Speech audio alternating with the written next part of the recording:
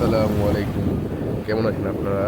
আজকে আমরা আপনাদের দেখাতে যাচ্ছি কক্সবাজার সমুদ্র সৈকত। তো আমরা যাচ্ছি কক্সবাজার, প্রথমে আমরা নারায়ণগঞ্জ থেকে বাসে উঠবো এবং প্রায় সারা রাত জার্নি করার পর আমরা চলে আসলাম কক্সবাজার। দেখুন, এই হলো এশিয়া মহাদেশের সবচেয়ে বড় বিচ এবং সমুদ্র সৈকত। এখন দেখছি কক্সবাজারের সুগন্ধা বিচ, এখানে দেখতে পাবেন প্রাক্তন, তার সাথে বিশাল সমুদ্র তো আছেই। এখানে আমরা কিছুটা সময় কাটিয়ে চলে যাচ্ছি আমাদের হোটেলে।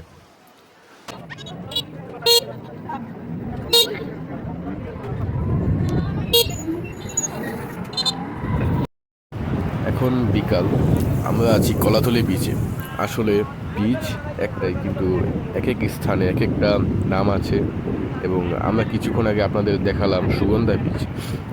এখন আছি কলাতলি বিচে। এখানে স্থান ভেদে অনেকগুলো বিচ দেখা যায়, যেমন সুগন্ধা, কলাতলি, লাবণী পয়েন্ট। কলাতলি বিচে আমরা এসেছি বিকালে। এখানে পরিবেশটা অনেক সুন্দর। কক্সবাজার যেই কটা বিচ আছে তার মধ্যে কলাতলি বিচে আমার কাছে সবচেয়ে বেশি ভালো লেগেছে। এখানকার মাটি ও সমুদ্রের বড় বড় ঢেউ আসলে অনেক সুন্দর। এখানে আপনারা দেখতে পাবেন অনেক মানুষ। আসলে মানুষ যত কম থাকবে আপনারা ঘুরে তত বেশি মজা পাবেন। এবং এখানে বসে থাকার মতো মাচা বা চেয়ার দেখতে পাবেন, এগুলো ঘন্টা হিসেবে ভাড়া দেওয়া হয়। আসলে কক্সবাজার দিনে অনেক মানুষের আওয়াজের কারণে ওইরকমভাবে ঢেউয়ের গর্জনটা শোনা না গেলেও রাতে এটা স্পষ্ট হয়ে ওঠে।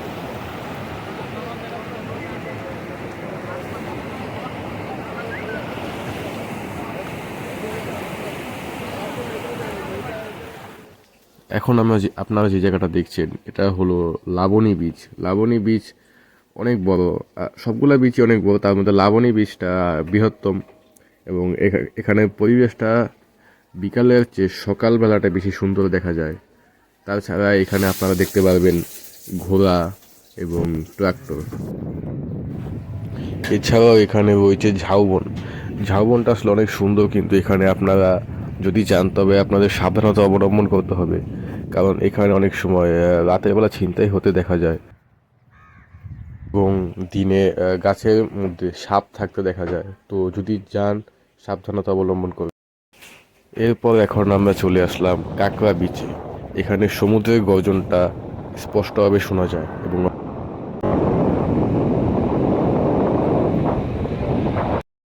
আপনারা যদি কাঁকড়া বিচে আসতে চান তবে আপনাদের রাস্তা থেকে কিছুটা নেমে নিচু পথ দিয়ে আসতে হবে ঝাউবনের ভিতর দিয়ে।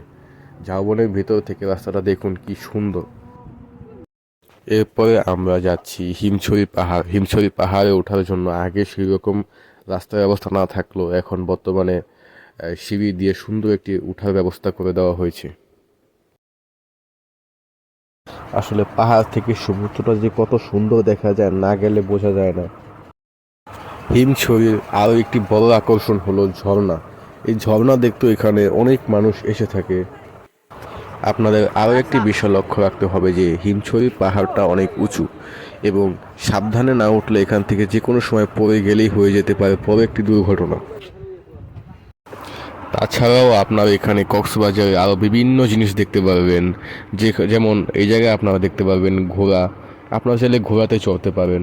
আবার এখানে ট্রাক্টর দেখতে পারবেন, আপনারা ট্রাক্টরে চড়তে পারেন এবং বিভিন্ন স্থানে প্যারাশুট দিয়ে প্যারাসাইলিংও করতে পারেন।